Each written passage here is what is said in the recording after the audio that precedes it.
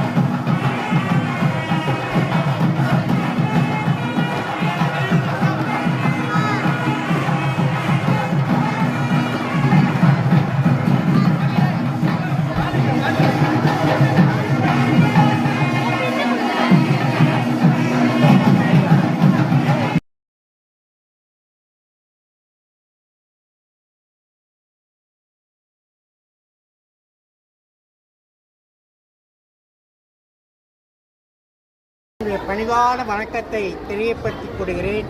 இந்த மணமக்கள் சீரும் சிறப்புமாக எல்லா வளமும் நலமும் பெற்று வாழ்க்கையை உணர்வதற்கு அன்னை காமாட்சி அவர்களுக்கு அருள் புரிய வேண்டும்.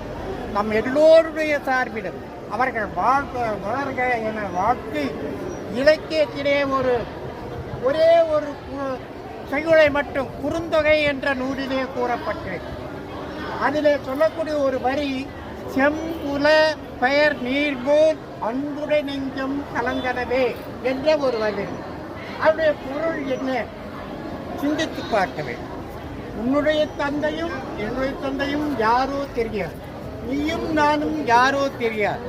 ஆனால் இந்த திருமணத்திலே நாம் எப்படி தந்திருக்கிறோம்? மழை பெய்கிறது என்று சொன்னால் செம்மண் நிலத்தில் இருந்தால் சிவப்பாகும், கருமண் நிலத்தில் இருந்தால் கருப்பாகும். நீருக்கு தன்மை இல்லை, சென்ற இடத்துக்கேற்ப மாறுகிறது. அதை போல மணமக்கள் ஒன்றுபட்ட உள்ளத்தோடு வாழ்க்கையிலே இணைந்து வாழ வேண்டும். வள்ளுவன் சொன்னது போல அன்பும் அருணும் உடைத்தாயும் இருவாழ்த்து அன்பும் பயனும் அது என்ற குரலுக்கேற்ப வேண்டும் என வாழ்த்தி ஐயாவோட சார்பிலே நன்றி கூறி விடைபெறுகிறேன். நன்றி, வணக்கம். சூப்பர் சூப்பர் சூப்பர் ஐயா. பாத்தீங்களா சித்தப்பா கூறியும் சித்தப்பா லேட்டா வந்து லேட்டா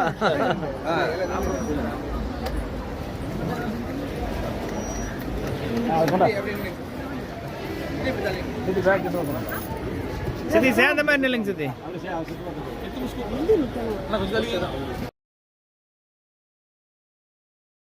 பின்னாடி கொஞ்சம் தள்ளிக்கங்க, ஃபேமிலி போட கொஞ்சம் தள்ளிங்க, தப்பா எடுத்துக்கோங்க. கொஞ்சம் இப்படி வந்துருங்க, ஃபேமிலியோட கொஞ்சம் இப்படி வந்து இங்க பாருங்க, என் கேமரா பாருங்க. அப்பா இங்க